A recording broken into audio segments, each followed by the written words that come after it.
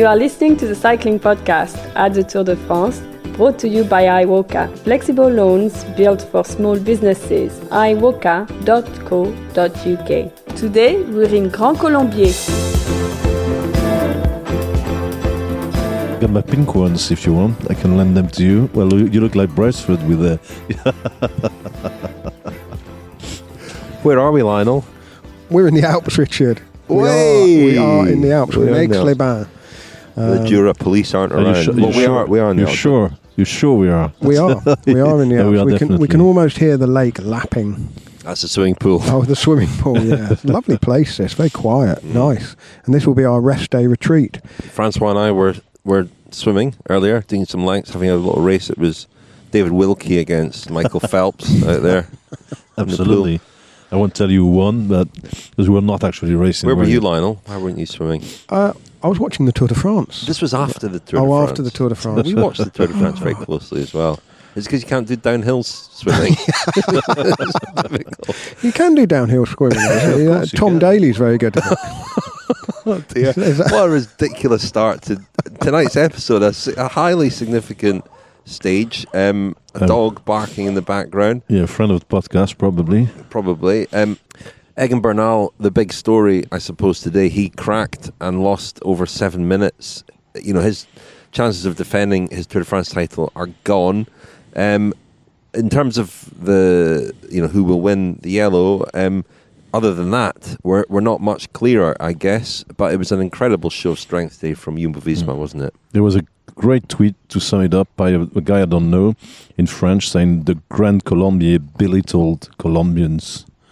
It did. It wasn't a day for the Colombians, a bad day. And, Nairo Quintana was another one who slipped out of the GC. Sorry, Lionel, I know we're coming to your tail of the attack, but we're just running through things. I mean, Quintana, I just wanted to mention that I saw him at the start today, and he was caught up in the crash with Bardet a couple of days ago, and all the attention was on Bardet, but Quintana this morning looked really not great, and he was quite bashed up, and you see him slip out the back, and I saw a few comments on social media about that, as if, Quintana's failed or something, but we know from our audio diarist Pavel Sivakov what it's like for a rider to be recovering from serious crash wounds. You're not anywhere near your best, and unfortunately, it's a great shame because Quintana looked to be in great shape. He's not at his best either. Tail of the attack, please, Lionel. Ooh. You just thrown to me there just as I was taking a little sip of our podcasting wine there, Richard, available from Divine Cellars. Stage 15 from Lyon to Grand Colombier in the Jura. As last night, I think I said it was going to be like an alpine stage, which it was. It was like an alpine stage. People can go back and listen and check exactly what you said. Yeah, I didn't correct you last night because I thought maybe it would go unnoticed, but unfortunately, no. Yeah. Don't try and get yourself off the hook as well, François. Anyway, it was an Ineos Horribilis for defending champion Egan Bernal. Yeah, that's a reference that you've got to be over 30 and British to get, probably. It refers to Queen Elizabeth's Christmas speech, I think it was, in 1992, after a particularly gruelling year for the royal family. She didn't win the Tour de France that year. Windsor Castle set on fire as well.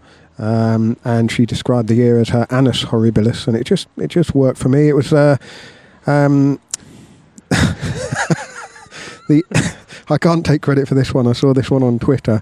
The Ineos Grenadiers had no answer for Team Jumbo-Visma, who weren't so much the TGV but the TJV. Do you see what I've done there? I mean, this is great, isn't it? Anyway, the stage itself was flat for about 99 kilometres, and then it went over the Monte de la Selle de Fromental, which sounds like a cheese to me, and then over the Col de la Biche, and then up to the finish at Grand Colombier. Very tough, very picturesque climb, and without the fans on it, looked fantastic. I thought it was a day when you just absorbed the racing. There was nothing else getting in the way, was there? We'll probably talk about this incident first, but the first notable thing that happened in the stage was an incident, a coming together between Bob Jungels of De Koning Quickstep and Sergio Higuita, the Colombian champion of EF Education First, or EF Pro Cycling, sorry. Jungels was swinging off the front of the bunch after doing a turn. Higuita had drifted out to the right, and basically Higuita's front wheel collided with Jungels' back wheel, and Higuita, the Colombian champion, is out of the race, unfortunately. Bob Jungels did apologise for that, but it was just one of those racing... It was a mistake. I saw again comments that suggesting that somehow...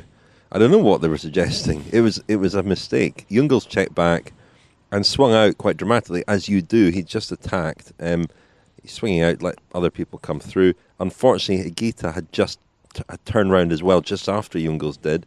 And sometimes when you turn around like that, you drift out, and he drifted out behind Jungels.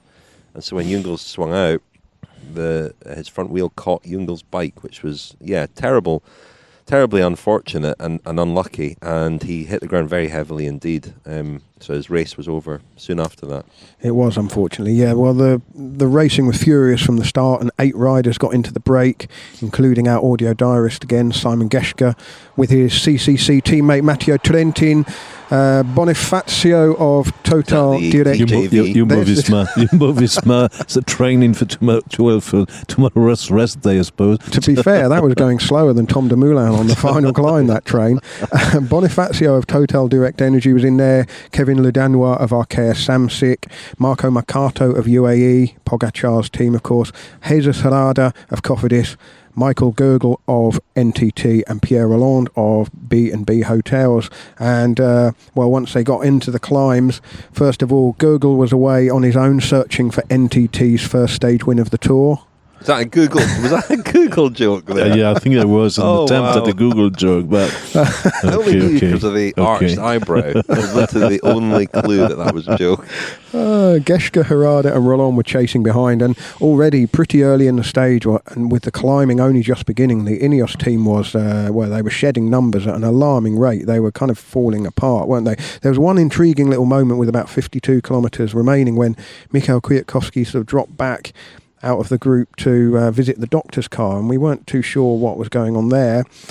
Towards the top of the Col de la Biche, Rolland joined Google, and over the top...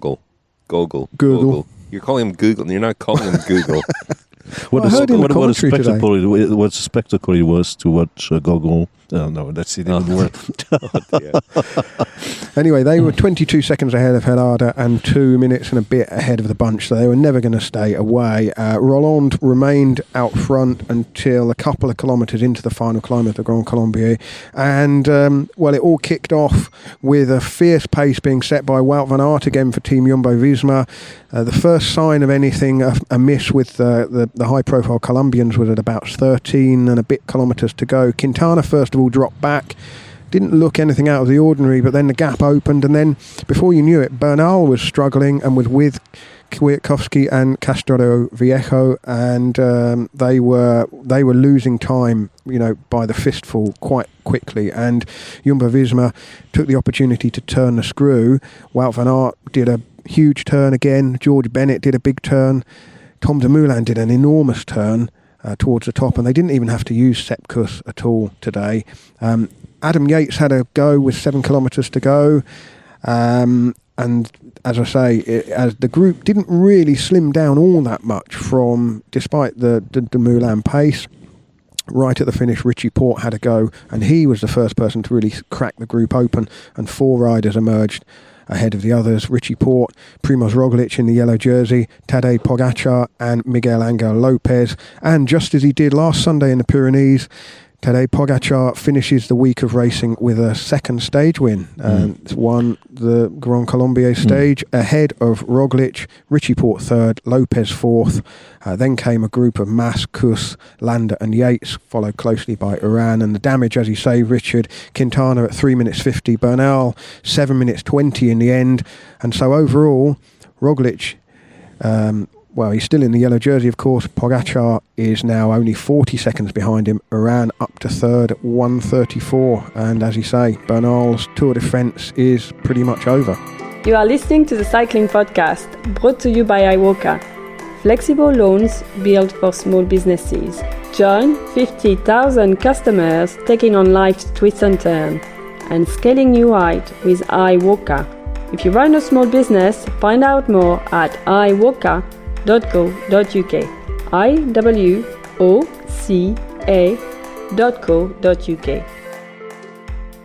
Thank you very much to Iwaka, our title sponsor. And we're here at the Tour de France thanks in part to Iwaka's support. They came on board in March, and if you have a small business and you want to know how Iwaka might be able to help you, and there are lots of ways they can help you, go to iwaka.co.uk, iwoca.co.uk, and thank you to Iwaka for helping us make this podcast at the Tour de France every night. And here we are after a really exciting, well, was it an exciting stage? It was in a sense. There was a sort of a slight sense of disappointment I felt in that there were still no kind of cracks between the top two, Pogacar and Roglic. Which makes the end of the Tour even more exciting. It does. I think people were expecting attacks. The attacks were out the back, weren't they, by Bernal and Quintana mainly. But, you know, that group was... It was just shedding numbers out the back. It was quite big at the top still, as you said, Lionel, and quite controlled. Although Wout van Aert and Tom Dumoulin in particular set pretty fearsome pace up there. I mean, it was interesting. Adam Yates attacked just as George Bennett was finishing his spell, and that was a decent effort. He got a little gap, but we saw Sky do this many times where there's no panic, no sense of panic at all. They just keep a very steady pace and know that they will gradually wind them back in. And I thought Adam Yates actually did well to have a go like that and then still be there at the finish. What's interesting is, because those two things did happen at roughly the same time, and it'd be fascinating to know whether Yates timed that move knowing that Bennett was coming off, or whether the move prompted the change of pace setting at the front for Jumbo-Visma. But I mean, the fact that they didn't have to use Sepp Kuss at all today really just highlights their strength, doesn't it? And, you know, it was amazing really to see Wout van Aert at the front setting the pace for about 7 or 8 kilometres up that climb. And before that, Robert Hessink, you know, who was at the front for a long, long time. But, you know, Robert Hessink is a rider who could... He told me recently that he reckoned he could still finish top 10 in the Tour de France if he was riding for himself. You know, he's a quality rider in a completely different role now. He did a lot today. Then Van Aert, when he took over, he was at the front when Bernal was dropped and when Quintana was dropped. Now, clearly something wrong with Bernal. I've been trying to get hold of Team Ineos Grenadiers tonight, and all that Dave Brailsford said is that there's clearly something up with Bernal, and they're going to obviously look into that. Now, they would say that, but he didn't look himself. Quintana as well, as I said, he's suffering from these injuries that he suffered. But nevertheless, to see Van Aert at the front tapping out that rhythm and these kind of pure climbers going out the back was quite a spectacle, wasn't it? There were suggestions by some of our colleagues, or the Jumbo-Visma were not as strong and not as good as that Team Ineos of the old days, and that the baton had not quite been passed over to them. I find this very, very, they were not watching the same race as we did. I mean, there were some illusions about Jumbo-Visma. In a way, I think they probably rode more cleverly than Team Ineos have done, or Team Sky have done in some years. Take for instance yesterday, or the transition stages. You'll never see Team Jumbo-Visma trying to set the pace, or they just keep their energy for the stages that matter. This one mattered obviously. And they did a destroying job the way Team Ineos used to do it, or Team Sky used to do it, exactly the same way. They were as impressive, or maybe more impressive.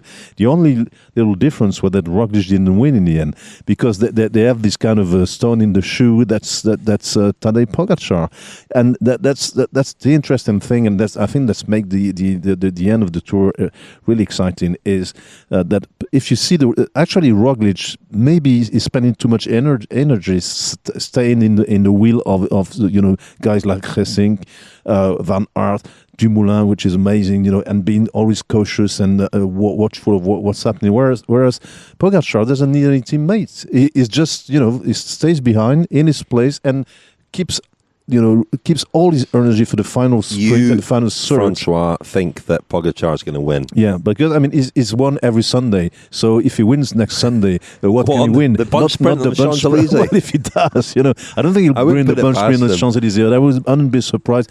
If they ride it, cleverly, and they do actually. The UAE Team Emirates 3-stage wins. There are only 5 of them left in the tour, and so they don't have anything.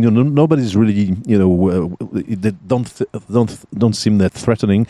I think if they're clever, they're not going to take the yellow jersey too early. If he's in the position to do it, let's remember he lost the time he lost in the echelon. Had he not lost that time, he would have exactly the same amount of gap over Roglic than Roglic has over him.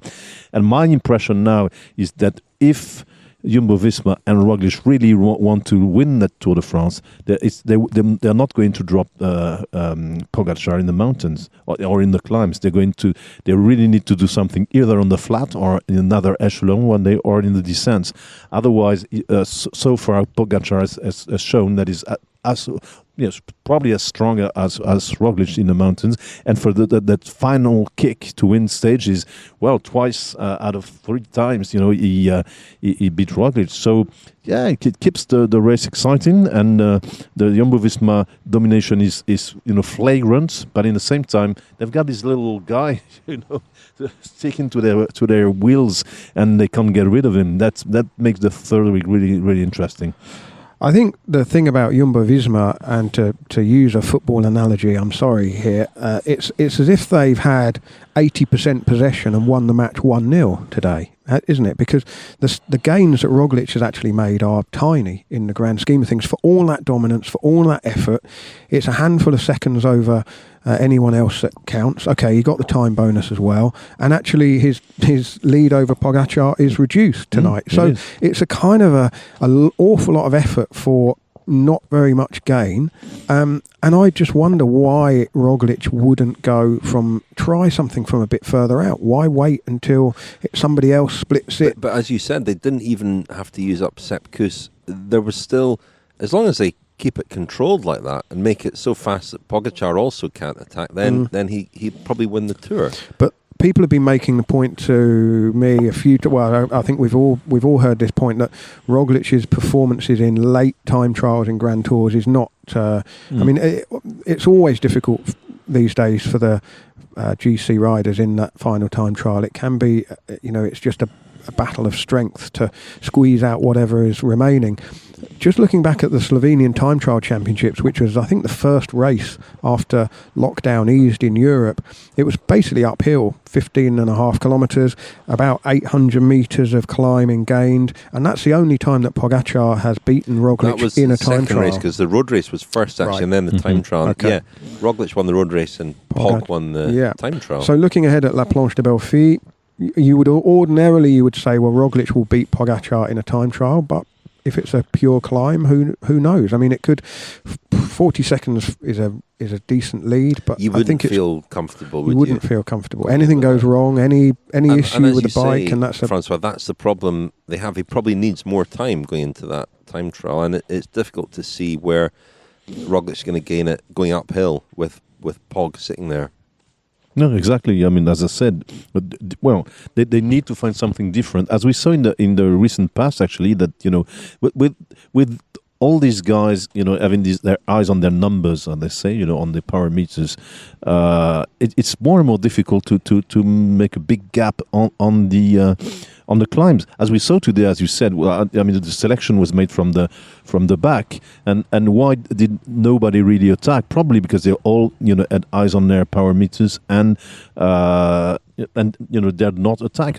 There was an interesting tweet by Jonathan Wolters today about Rigo Uran about power meters, saying that Rigo, rides old school, with no, not looking at the power meters, but feeling his hurt zone and feeling how hard he can go, and look at the results. By knowing yourself, feeling yourself, judging your impressions, because you know yourself well and your experience. Well, Rigoberto Urán is the Grand Colombian today. He's third now overall. You never see him on the attack. He's never quite towards the top. He's on the podium at the moment. But he's in the podium at the moment. The guy who really impressed, I mean, Wout van Aert obviously is,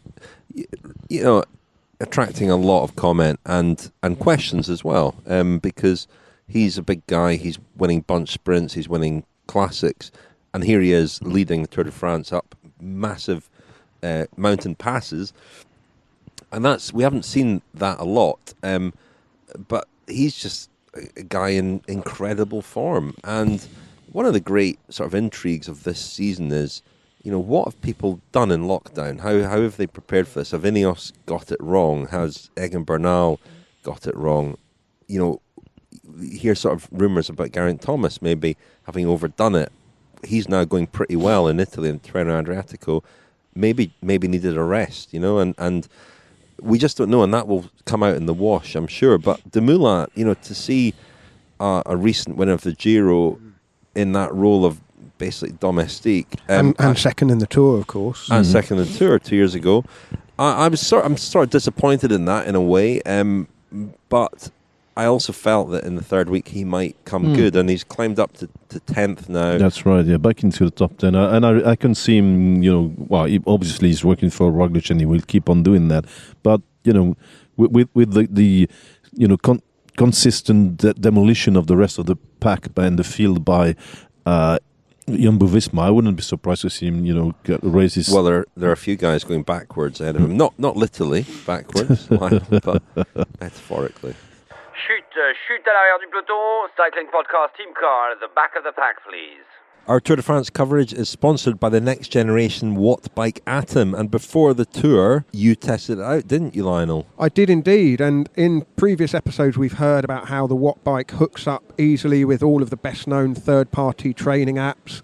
But today I want to talk about the Wattbike Hub app, so Wattbike's own app, which I downloaded onto my phone. There's a whole range of workouts, tests and training plans to keep your sessions varied and challenging. By the time you get home from the tour, it won't be long before the clocks are going back and indoor training will come back into its own again. And well, I'm kind of mentally fragile. I like to mix things up to keep myself motivated. And with the Wattbike Hub app, you can basically do anything you want. And the basis for any indoor training block, as you know, Rich, is the good old FTP test. That's basically a 20-minute interval which is designed to work out your functional threshold power, which is the watts that you could sustain for about an hour. So once the Wattbike Hub app knows your FTP, it then tailors every test or workout to your own level. One of the things that the Wattbike Hub app has added while the Tour de France has been on is simulating some of the climbs from this year's Tour route. So you can ride the Col d'Ez or Orsières-Merlet or Montegual or the Porte de Balès, among others. Well, if that sounds like something you want to incorporate in your training, the Wattbike Atom is available to buy now from £90 per month. See wattbike.com, wattbike.com for details. Talking about lockdown, there was a very interesting interview about, of Pierre Rolland at the end of today's stage. Pierre Rolland was, stayed in the front for quite a while in the day stage. Was actually very active in the last 3 days. He was, finishing second once, fourth another time on the attack every day, and he did the same, and tried to tackle the Grand Colombier. I think he had about 2 minutes of the rest of the bunch, and finally was reeled in by the leaders and the GC contenders. But he said something about the lockdown that he actually. It actually was a welcome break for him, and it might have been the case for other riders because he'd been doing like two Grand Tours every season for the past 5 or 6 years, and kind of losing the sense of what he was doing. Like it had become kind of a routine, and to be locked down, he said he realized what a great job they were doing, what a privilege it was to be able to live from riding a bike in the countryside in the open air, and especially today without any spectators, really kind a man against the mountain.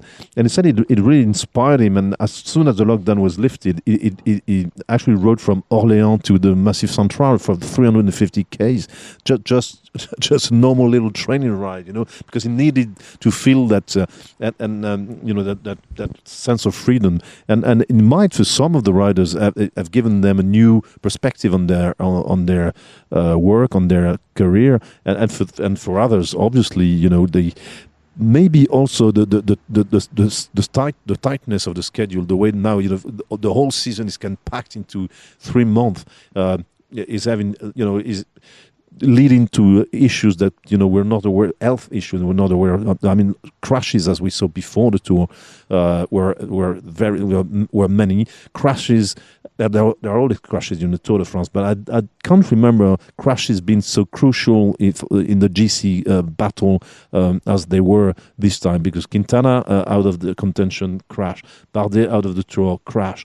Thibaut Pinot out of contention, crash. I mean, all those guys who are not doing as well as we expected. I don't know about Bernal, but there's obviously been crash issues or health issues, and most of the time, it's different. A team is better than the rest. A guy that just doesn't have the legs, but this time, this crash issue and maybe the lockdown had an impact. We very difficult to define. I think we'll find out more about that, and it's the case of Bernal is fascinating. He hasn't crashed, and last night on the podcast I was saying that he was in a very strong position, really, on paper. He was 59 seconds down, and then tonight he's dropped 10 places and he's 8 minutes 25 down, and I mean, he did not look himself at all. He was in real trouble, and I'm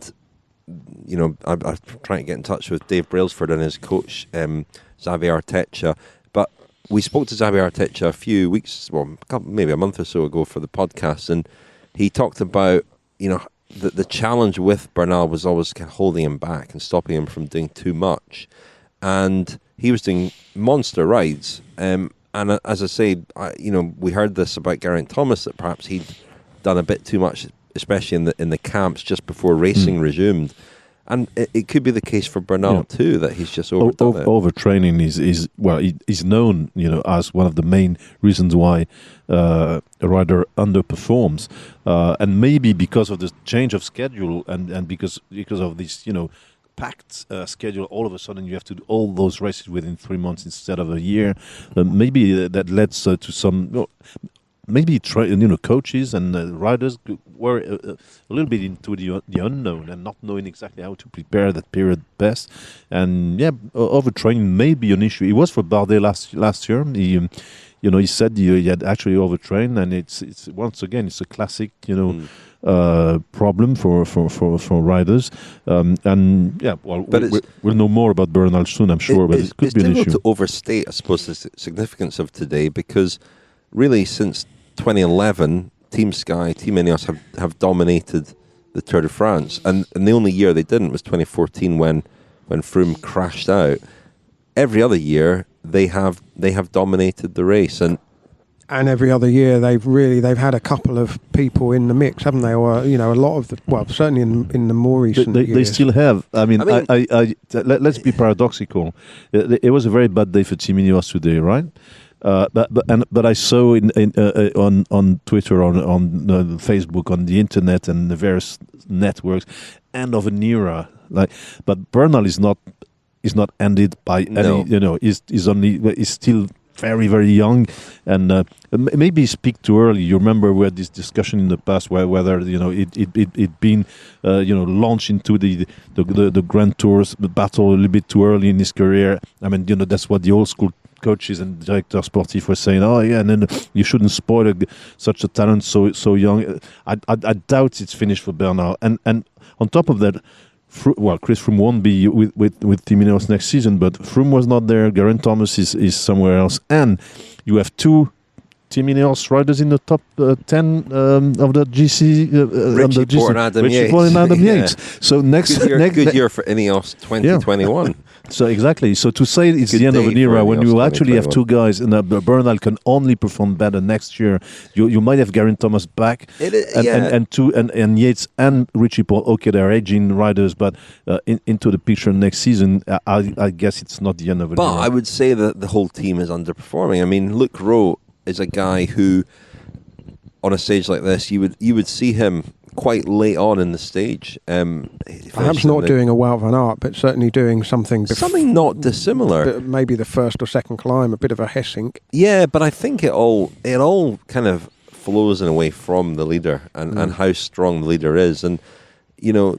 Well, we saw, didn't we? Carapaz wobble, Amador wobble, Van Baarle nowhere. Kwiatkowski was just looking after Bernal. But you're right, François. Bernal's 23, and last year he won the Tour by flying so far beneath the radar. We didn't really, we were all looking really at Geraint Thomas until the final few days of the Tour, and I suppose the thing that is so dramatic about it is, when was the last time a defending champion in the Tour was dropped 13 kilometres from the top of a summit finish while still in the thick of the GC battle and losing 7 minutes? I mean, that doesn't happen very often, does it? The one I thought of was actually Jan Ullrich. You know, he won the Tour in 97, aged 22, 23, 24. 22. So he was 22 when he was second at the Tour de France, 23 when he won it, which was exceptional. And the way that he won it in 97, we thought, this guy's going to win the next 10, which is pretty much what we thought maybe with Bernal last year. And the following year, it kind of all went wrong for Ullrich, and he never won the Tour again. I don't think the same thing will happen with Bernal, because I don't think he's the same sort of personality. I don't think he has the same...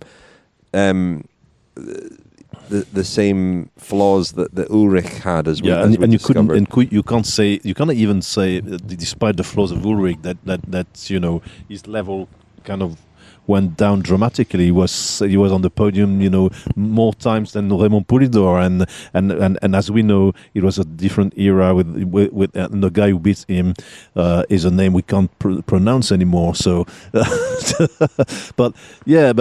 I really can't see Bernal, not recovering from this. There's obviously an issue we don't know about, and probably because it's happened with other teams. I mean, I have good links within the Groupama FDJ team and Thibaut Pinot.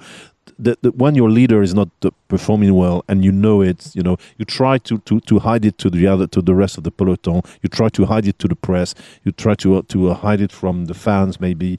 But the team are aware, and the way Team Ineos have been riding this Tour, seem to hint at the fact that maybe Bernal had issues we didn't know about, and that we're probably going to learn sooner or later. But you could feel it, especially today, even before Bernal cracked, that something was not going entirely right, within the team. The Cycling Podcast is supported by Science in Sport. Science in Sport, fueled by science. Thank you very much to Science in Sport for supporting the Cycling Podcast. If you go to scienceandsport.com, you can get 25% off with the code, François. SISCP25. That's great. I'm glad you know it, because Stephen Moon, the chief executive of Science and Sport, tweeted us today saying how impressed he was. There's a TJV again. He tweeted us saying how impressed he was that François knew the discount code. Actually, in his tweet, got the discount code wrong. So, Stephen, if you are using the discount code to get 25% off Science and Sport products, you'll find that one doesn't work. But he probably doesn't need the discount code, does he? You know why? It's only yesterday that I understand what the code meant. Well, that's a good way of remembering it. I mean, it's not exactly a sort of... No. Bats flying around. I mean, it's not exactly a sort of wartime code that needs cracking, is it? You don't need the Enigma machine to crack that code. And there goes Egan Bernal after the TJV. Oh, Lionel, that's unfair. What else from today then, chaps? What caught your eye? Strange little bits and pieces. I decided tomorrow, because I haven't done it yet, I'm going to call an old friend of mine. He probably thinks I'm dead because I haven't called him on the tour yet. And it's José Luis Arrieta, the Movistar team director, because I usually call him not every day, but very frequently on the tour, and he must be worried about me.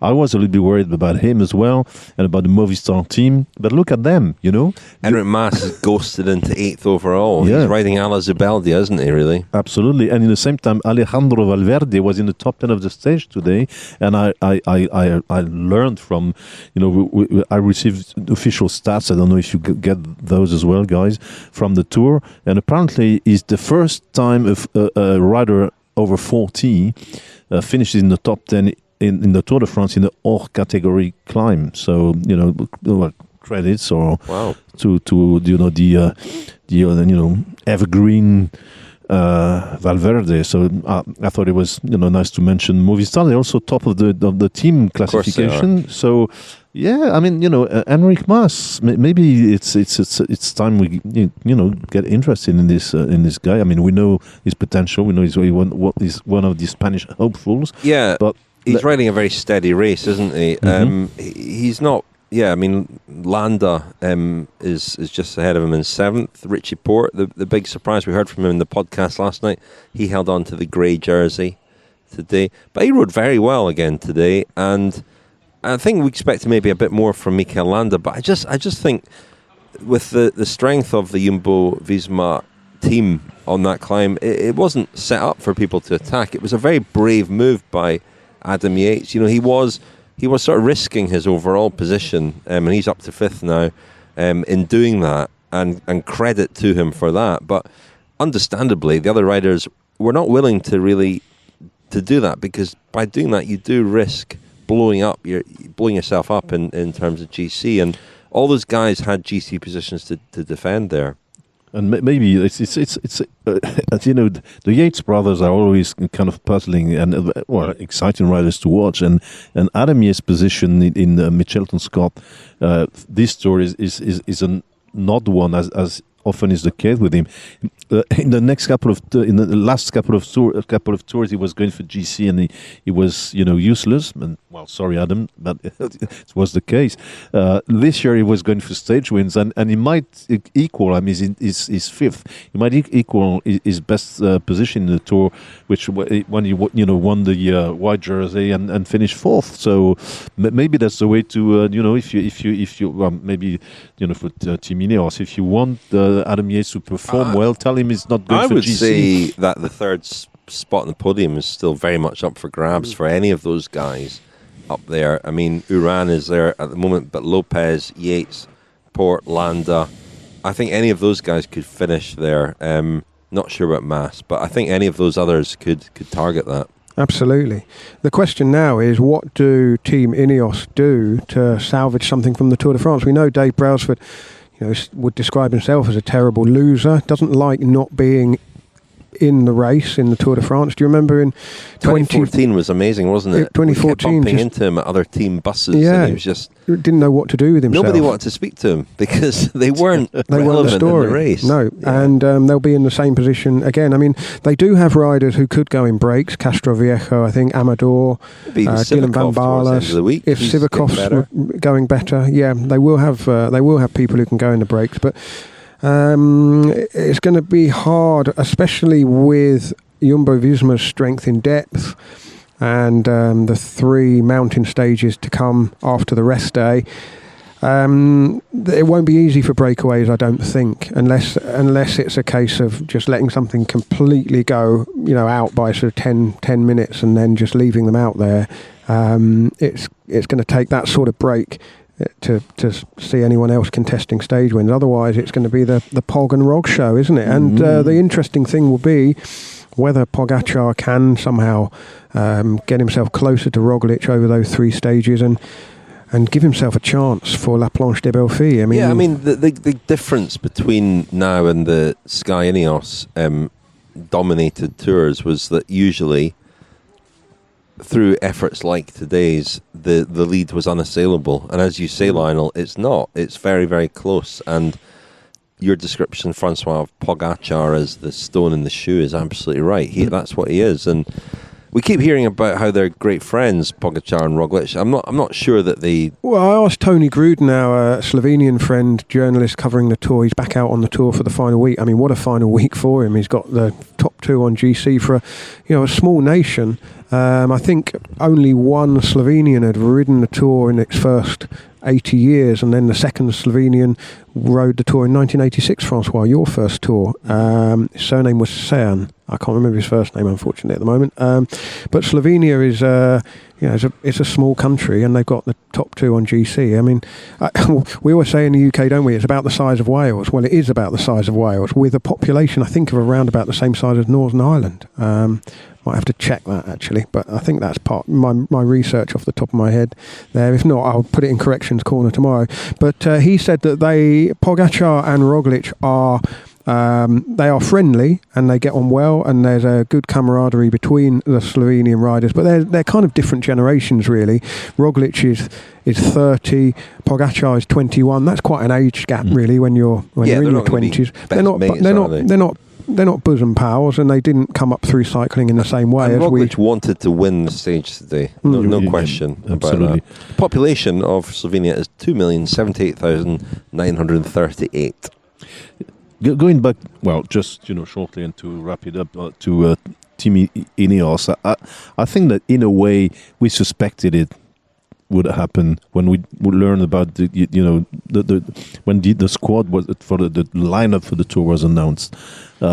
We try to convince ourselves, it's a better team than it would have been with Froome and Thomas, but there was lots of wishful thinking in that, and as soon as we saw that Sivakov, who was really the up and coming rider, was supposed to be really the guy helping out, Bernal in the mountains, and maybe being the plan B in case, things didn't go well. Well, as we know, he crashed and was, from day one, and was, not there. Carapaz never showed anything special, either as a teammate or, for his own personal ambition. I think we saw him attack lamely once or twice, maybe. You'd have to say Carapaz has been disappointing. He has crashed, but he was 27 minutes down today. That's not what he was brought here for. It was a young team. There were cracks last year in that team. They weren't. They sneaked into the yellow jersey in the end, but they weren't the force of old. And this year's kind of confirmed that. I mean, Froome and Thomas, they didn't.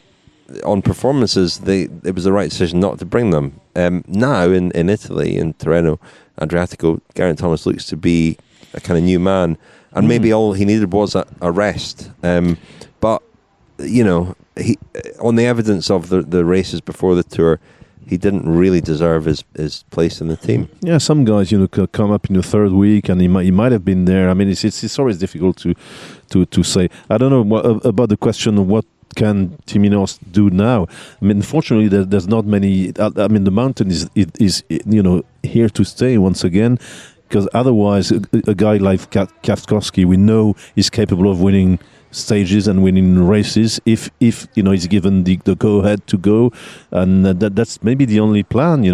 Put Kwiatko in a breakaway and hope for him to go all the way. I mean, a lot of people would love to see that, because Kwiatkowski is a guy who people consider wasted in that role. It would be great to see him show his talents in a different kind of context. We should wrap things up, chaps, shall we? Mm-hmm.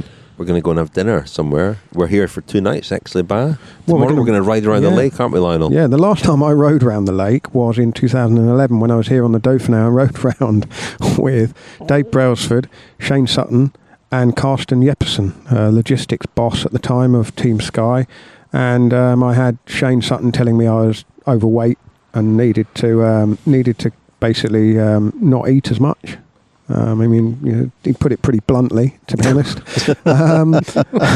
And Dave Brailsford was going reasonably well, but not as well as he rides now. When we see him riding on the course each day, or not each, we don't see him each day, but we do see him every now and again. Yeah, he's very well. He rides his bike a lot, doesn't he? Yeah. Very fit. Could have made the team, maybe. Well, he did. He did joke to that effect in the first week. We can probably say that now. Anyway. let's wrap things up. We're gonna ride around the lake. I'm gonna speak to Richard Plug, the boss at Jumbo-Visma, tomorrow afternoon. I saw him actually deep in conversation with Carson Jeppesen, who's the sort of operations boss at Team Ineos Grenadier, at the start this morning, which was interesting. But lots of questions for him. They're on the one hand on the cusp of winning the Tour de France, but on the other hand, with only a very fragile lead, so everything's up for grabs. Let's go and have dinner. Thank you, Lionel. Thank you, Richard. Thank you, François. Before we go, we're going to say some thank yous to friends of the podcast. From me, a big thank you to David Pitchler, Miki Vikovic, Henry Peterkin, Mark Dolby, Brian Wilburn, and Scott Henshaw. And a big thank you to Kevin Keane, Philip Tracy, Andrew Jones, Stephanie Backlin, Tim Purslow, and Richard Spate. And un grand merci to Rob Crichton, Paul Crichton. Sorry, pronunciation police. Crichton? Crichton. Rob Crichton, sorry Rob. Paul Garner, Dean Davis, Mark Affuso, Ian McDermott, and John Wood. Thank you, guys. Thank you.